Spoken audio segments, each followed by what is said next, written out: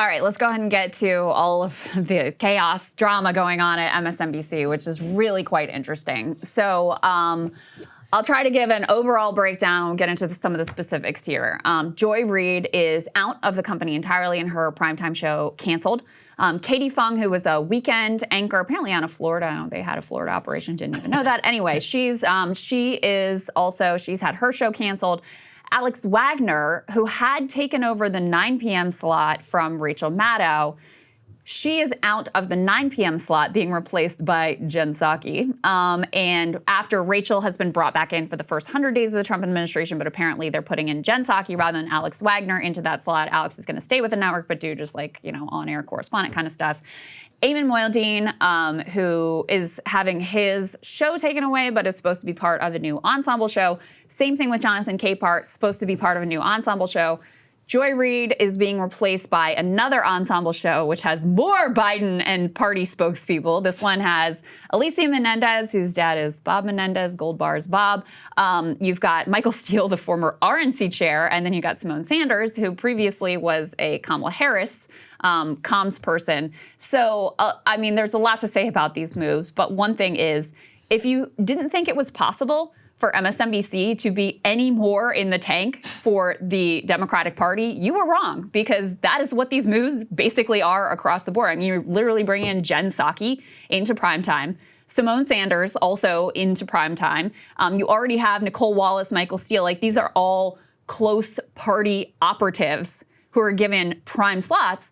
And some of the voices here, and I'll get more into this in a moment, like, even though obviously I've had disagreements with everybody on the network, but, Eamon has been a real critic of Israel, and, he is has done reporting in Gaza. Like, he has a real deep understanding of that. He's been notable for being outspoken there. He also has been outspoken at times with criticism against the Democratic Party. So he's no longer going to have a solo show. Alex Wagner has also spoken out against Israel, not as often or forcefully as Eamon, but she also has done that in her primetime slot. Joy Reid has been probably one of the most consistent voices with regard to Israel and Gaza. So it is notable that those are some of the people who are either losing their position or out of the network altogether.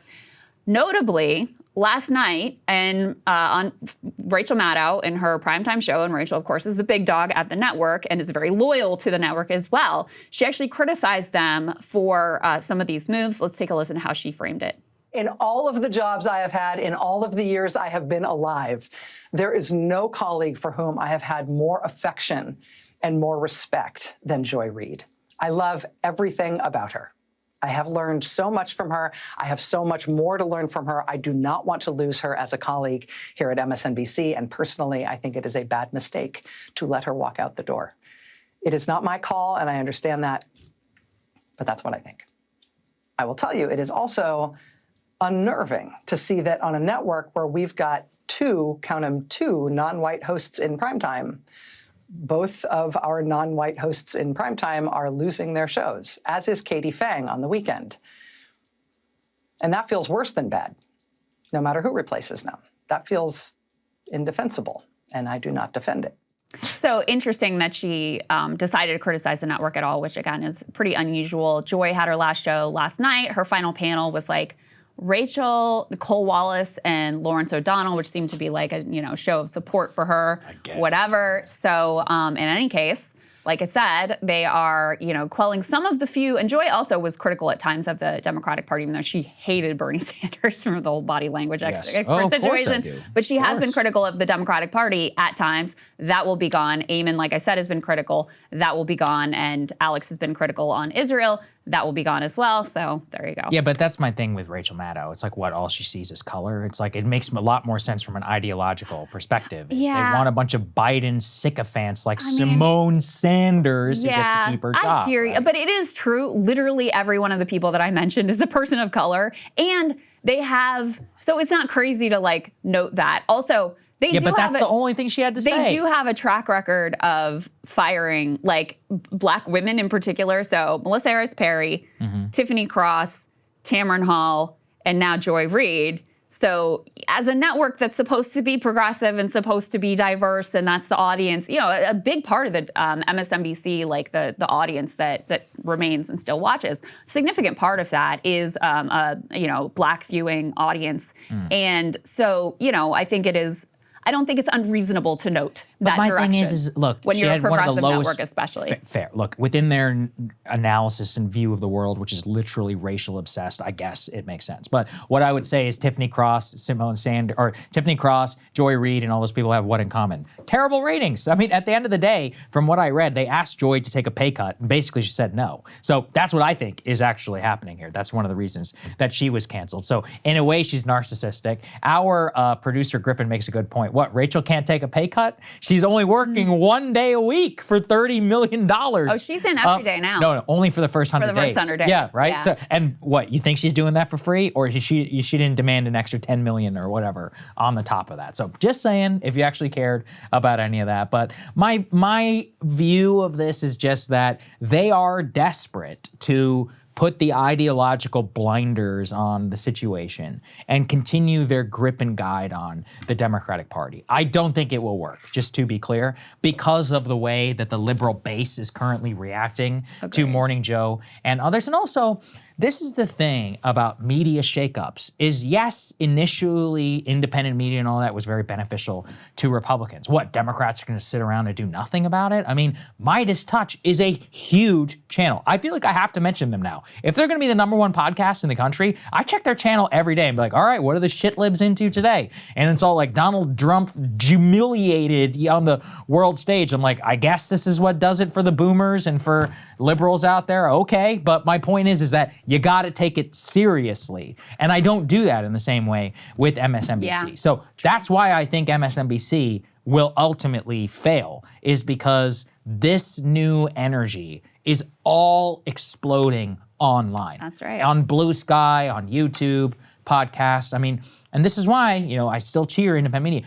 media. The internet is a vehicle to bypass the establishment in all forms. That's why the right did very well there. Well, liberals, you're out of power literally for the first time in 20 years at an ideological and a narrative level. Use what is at your disposal. And that's what they're doing. They're going on the Midas Touch. These left-wing groups are using the internet and email lists and all that. Like it's 2004 again to organize all these protests. So Move On is back. Move On is back. I Yeah. mean, what? Listen, guys, you have the opportunity. The Bernie Sanders campaign of 2020 and 2016 showed you the blueprint. You can raise a shit ton of money if you want to, just online. You don't have to do anything.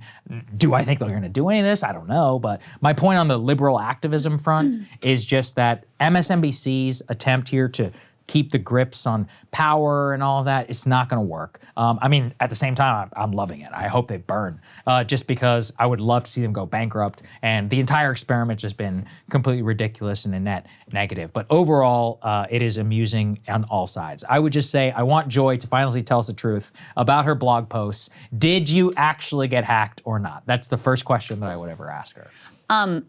So I think it is an important indicator of how they're positioning themselves, because if you really are worried about cost cutting, I'll tell you there's 2 very expensive personalities that start your day. Yeah, Joe 5 million Amica, each? No, maybe more, 10 million. Who your audience absolutely is disgusted with. Yeah. So if you wanted to try to rebuild credibility with the liberal base blue MAGA types, they should be the first ones to go, because that overhead is massive. You guys remember Comcast is spinning off MSNBC as part of they're spinning off a number of their cable channels, but MSNBC being one of them. They're no longer going to be under Comcast. They're no longer going to be tied to the NBC brand, which gave them some journalistic credibility, which means they need to go more in the direction of, opinion and talking heads, because that's what they need to lean into. So you've got, starting your day, 2 people who liberals feel utterly lied to them and betrayed them. That's going to be a weight around your neck. But rather than going in that direction, which I think you'd have more of a chance of picking back up some of your audience, et cetera, instead, you're getting rid of some of the voices that could have been, critical of the legacy Democratic Party and helped to chart a different pathway forward. And again, like I said, I have ideological issues with basically all of these people, but they are some of the people who were at least a little bit willing to criticize the Democratic Party. And instead, you're getting literal former Biden spokespeople. I mean, think about that. And Ryan was making this point on Twitter. Like, Biden was a disaster for the Democratic Party. Getting behind him in 2020 was a disaster for the Democratic Party. It blocked any sort of change in structure or different approach and hobbled you with this old, aging, flailing man. You guys covered for him forever. You blocked any sort of primary effort that could have led to a Democratic challenge to him within the Democratic Party at a time when Democrats were saying they wanted to see other options. And now you're doubling down on what has been the most destructive strategy deployed within the Democratic Party by bringing in, both Simone Sanders is getting elevated into primetime as part of an ensemble show, and Jen Psaki, who is a literal campaign operative and spokesperson for him. Think about that. It's insane. It's an utterly insane decision to make. Not to mention, of course, I don't want to hear anything from them about how closely tied Fox News is to the Trump White House, et cetera. No, obviously. So yeah, I mean, I think it's a set of foolish decisions. I certainly don't think it's going to solve their problems. Then the other thing is the way they handled all of this was just a total shit show.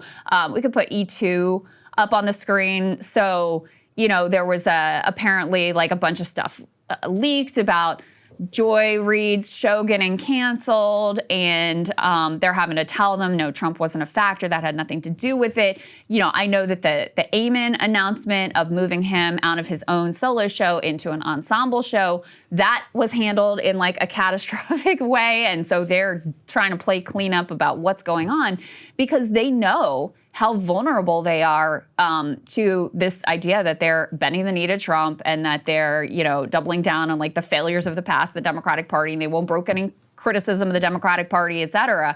So they know they're in a very vulnerable spot with their own audience and are kind of, I think, panicked about the way that these announcements even were rolled out from within the organization. I mean, they're just a mess. Yeah, it's hilarious. I say keep it going and let's try and let's bring an end to the business as soon as possible. Did you know, I was actually reading about this, that they anticipate losing some 15% of their own subscribers just this year. That's a disaster. Is that from Peacock? Or? No. So they're subscribers for cable, for people who are cutting, they're cutting the cord. Yeah, so there are so many people. I've been meaning to talk about this. With the jacking up of YouTube TV and Fubo to $85 per month, they're now basically making cable just as expensive as it used to be. And so with that, a lot of the reasons why people kept it was news and sports. Well, both of those are kind of becoming disaggregated. And if you just don't care about MSNBC anymore, you're like, okay, for a lot of older people, that's the easiest decision they'll make as it continues to go up for their overall price bucket. So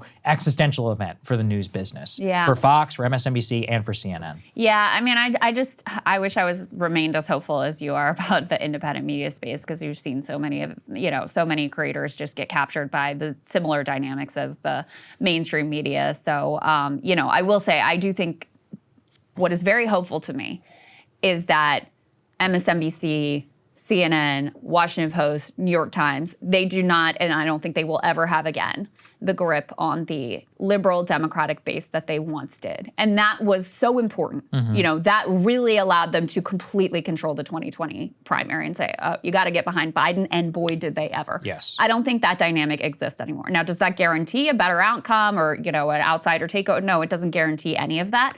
But it creates a lot more space and possibility for that than ever existed in 2016 or in 2020. Yeah, it'd be interesting. Could be the Libs 2016 moment. It'd be, honestly be fun. Hey, if you like that video, hit the like button or leave a comment below. It really helps get the show to more people. And if you'd like to get the full show ad-free and in your inbox every morning, you can sign up at breakingpoints.com. That's right. Get the full show, help support the future of independent media at breakingpoints.com.